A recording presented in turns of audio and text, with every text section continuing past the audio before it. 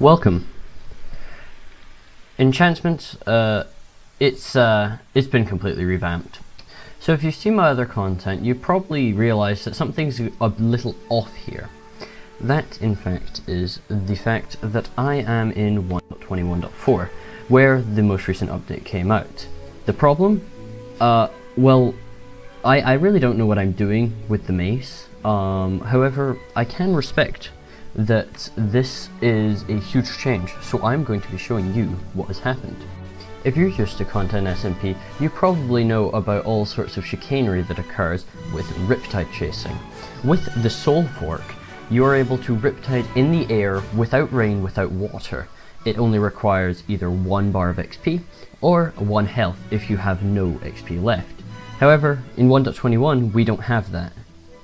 Content SMP members, when they get to Season 2, will, however. This is pretty significant, as behind me you can see the old version. As you can see, 9 blocks. Whereas the new version, well,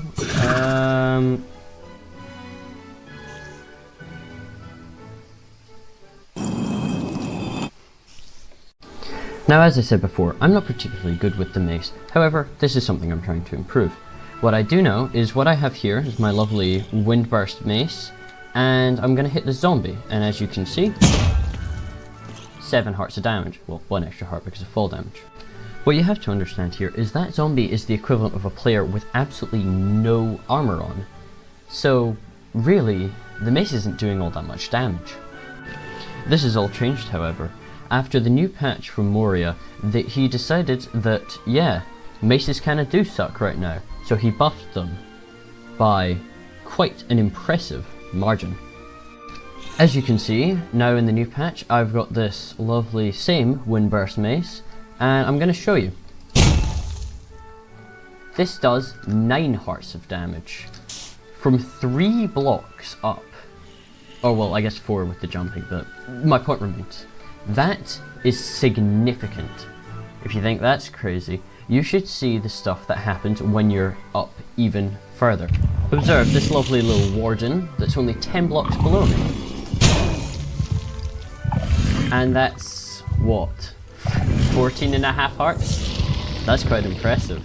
And that's not even the beginning. At this point you're probably thinking, Photon, isn't this great? The mace, this supposedly overpowered item, is finally overpowered. No! I was like 20 minutes into making a video about why the mace isn't good enough and needs to be buffed, and I've just had to throw it all away and I'm making this video instead.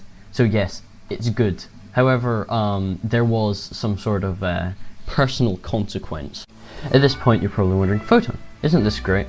Well, I guess, you know, all this stuff is good, but, you know, what am I supposed to use it for? Well, I'm glad you asked. There are so many strategies that actually utilize both of these. I'm going to show one for just the mace, one for just the trident, and one using both.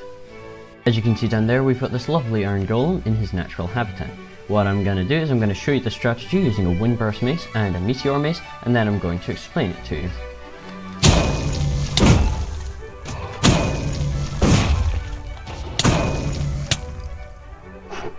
Why'd I die there? Other than that death, you're probably wondering what on earth happened there. It's actually pretty simple. We have got the Meteor Mace and the Windburst Mace. Now, something to note is Meteor does so much more damage than Windburst. Windburst just throws wind charges when right-clicked and, you know, boosts you up when you hit things. So, thus, you want to reset your jump while also doing the maximum damage. So what you do is you go down, you hit with the meteor, then you jump once with Gale, then hit with Windburst, which will propel you back up, so you can hit with meteor again, you know, jump up, blah blah blah, etc, etc, etc. As you can see, this killed the iron golem while it was at full health. Iron golems, if you're not already aware, they're pretty tanky. As for Riptide, well, at this point, you don't need to worry about running away from people. And that was done incredibly suboptimally, and I'm still, like, at least 100 blocks away, in a matter of seconds. What you'll realize about this, you know, in the background we've got some chase scenes. Nope, they're doing them wrong. Now you just use Riptide and you're gone. This means that you are able to evade pretty much anything, which is both incredibly impressive and rather worrying. Worrying, Photon, you might ask. How so? Well, you know, not everyone in the Content SMP is, you know, Nux and Trust, Blake Windsweep, or Dr. Rat. There are a couple of people who are not quite as good. The issue is, now, you know, if you're someone like Sylvia, or, sorry to call you out, Sylvia, you know, Bon or Gatalion, you don't want to engage in combat?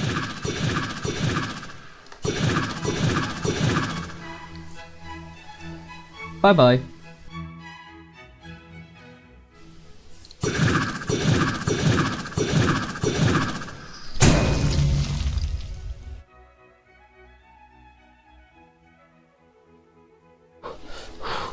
Oh, I think I'm finally back.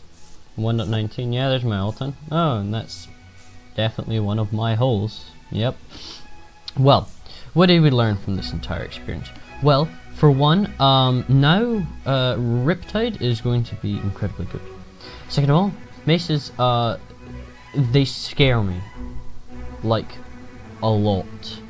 Well, nonetheless, this is the point in the video where you'd probably expect me to fulfill my YouTuber duties and ask you to subscribe. While I wouldn't mind if you subscribed, actually what I'm going to ask you this time is to go and follow Moriya on Blue Sky.